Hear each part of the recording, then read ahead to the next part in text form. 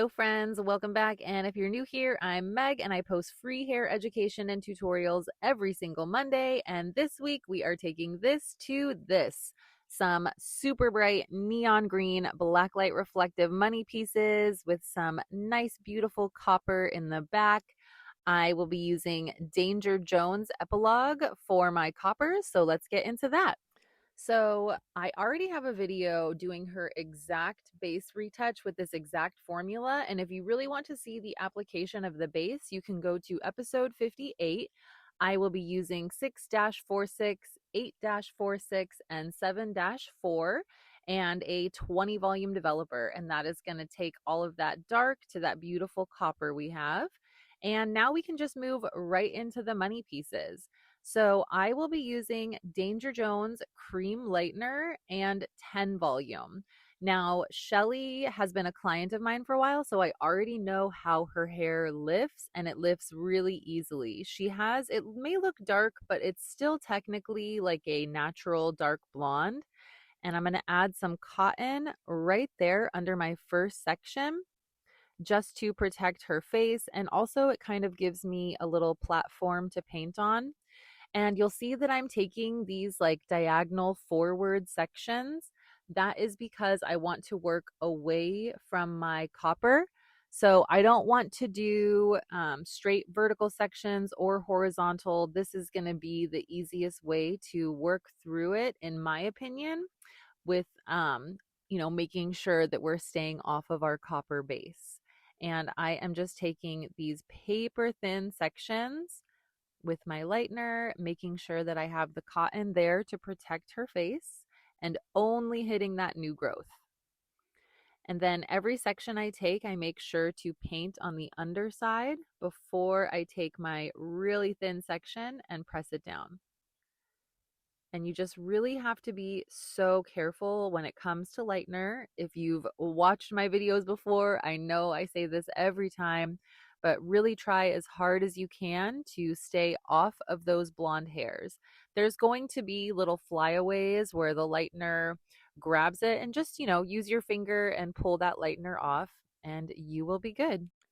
But I like to do the base first and then come in and do my lightener and then do the glaze at the very end, because the lightener up front, that one doesn't really have like a timer. It just kind of processes and is done when it's done.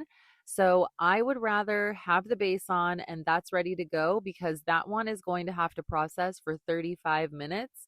And just in case my lightener processes really quickly and I need to wash it out, then I don't want to have to redo the base if it's like not been long enough. So because Danger Jones is not a progressive color is one that just gets continually darker as it processes. It is not that. So you can really leave it in as long as you want to. So if you're more comfortable timing wise doing the base and the glaze and then coming in and doing the lightener, you absolutely could do that. I always feel like I have plenty of time to get my glaze in and have that process after I do the lightener, but it is totally your call. I just prefer always getting that base in first, so that if anything happens and I do need to wash it out, at least I know that one is good, because that's one you really don't want to wash out early. It can really mess up everything, because even if you try to go back in and it wasn't done lifting the hair, then maybe the hair that it wasn't done lifting is now no longer virgin and it won't lift evenly like it did in the past, if that makes sense. So always get that base on first. That way, if you need to wash out your lightener, you can. And look at how beautiful and clean that section is. And then we are going to do the exact same thing here. And I always like to clean off their face a little. And then once again, adding my cotton and just taking those super fine sections and only hitting that virgin hair. And the cotton really helps make such like a nice little platform to paint on. I'll lift it up too and make sure everything's tapped. And just doing the exact same thing over here that I did on the other side. Hitting only that new growth. I also completely forgot to record it, but before we started with the lightener, I did prep her with water and K18 mist before we lightened. I always use the K18 mist when I'm lightening and even when I'm coloring most of the time. That way they're getting a nice little treatment while they're getting all their color, and we never have to worry about the integrity of the hair. But you can see I'm painting on both sides, taking those super fine sections and really trying my best to stay off that copper and making that section super clean. Okay, then my phone died, so let's get into the glaze. I will be using the Danger Jones Gloss Toners in 846 and 74. So it's just a little bit lighter than her base color. I always like to go a little bit lighter when I'm putting my demi through, not only because I want to get that like nice gradient effect where it's deeper on top and lighter through the ends, but I also don't want to risk having like hot roots because sometimes old blonde hair can be really porous and sometimes that color will pick up a lot more than you want it to. So I always like to, first of all, wet the hair just a little bit, like I did with my spray bottle. And that helps open the cuticle of the hair and kind of fill it in. So it kind of creates a better canvas for the color to go into, if that makes sense.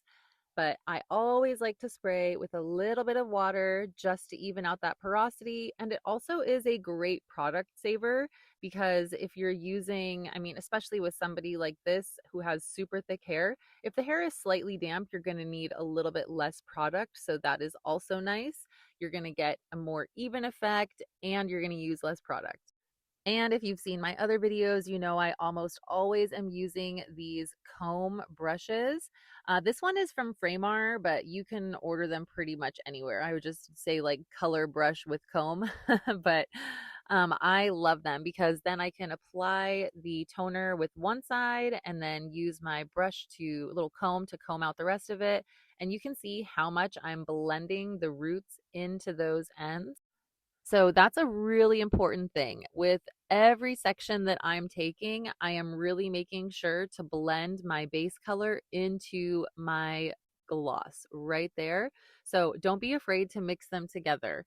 The Danger Jones Epilogue and the gloss toners are made to work with each other. So you don't have to worry about any kind of reactions, even though they have different developers. The gloss toner has its own special developer, but right there you can see how I'm really mixing those two together. You really want to do that to get that nice blend. And even though one is permanent alkaline and one is acidic demi, I promise you it will be great. You can see that blend I'm doing, combing through. And I really spend a lot of time blending all of it through. Making sure also first to use a brush because I always like a nice clean section. You don't want a bunch of tangles and jumbles while you're trying to comb through and blend. But just using those two fingers, my pointer in my middle, rubbing it together, and then using the comb to brush through. So it's pretty simple, and I feel like this is just the best way to get such a great saturation. I am not a fan of wash bowl toners. I very rarely will you see me put anything on at the wash bowl. And if you do, it's most likely like one small little section. I really would prefer to have my clients be at the chair because then I know that I can get the blend I want and I can get the saturation I want. And I just think it is, you're just going to get a much better result at the chair versus if I would just like squirt this onto her hair in the wash bowl at the end. I don't like doing that. So no shade to wash bowl toners. Like I am impressed if you can do it that nice. Like a shadow root in the wash bowl is very impressive because my back and my just skill can't do it. It is too difficult. I want to be able to stand in front of my section at the angle I need. And that is why you will always see me doing glazes and toners at the chair. But we are almost through here. And just getting all of that color in. And then we don't even have to do like a vivid overlay or anything. These coppers are so vibrant and beautiful. And usually when I used to do like permanent reds, I would almost always do a vivid color overlay, and I don't even need to with the Demi and Epilogue. So we are almost through our gloss, and then we can get started on our neon green. Now, with a project like this, where we have all that blonde in the front and then this bright copper in the back, I like to put it up in a bun and pin it away from the blonde and then take off my cape, because then I don't have to worry about any of her blonde hairs kind of flying onto the cape or into the back. We really want to keep those two separated, and I always shampoo the copper out first before the blonde. But now that we are all shampooed out, we can get to our semi-permanent color. Now, this part's easy. I'm literally just saturating all of this blonde hair with my neon green. And what I did may shock you a little because I don't do this often, but there are a couple different colors that I break the rules a little with. And one of those colors is neon green. If somebody wants it to be like crazy, crazy, bright, bright, bright neon that's going to last a really long time, I always mix a little bit of the Pravana neon green in with my Danger Jones. So yes, you can mix two different semi-permanent colors together. Neither of them have chemicals. They are both direct dyes. They both do not require developer. And while you will very rarely see me mixing brands, like if I have a color line or a lightener, I am using that line's developer. I am not a mixer. I always like to do what I'm supposed to as far as what the instructions say when it comes to developers and chemicals.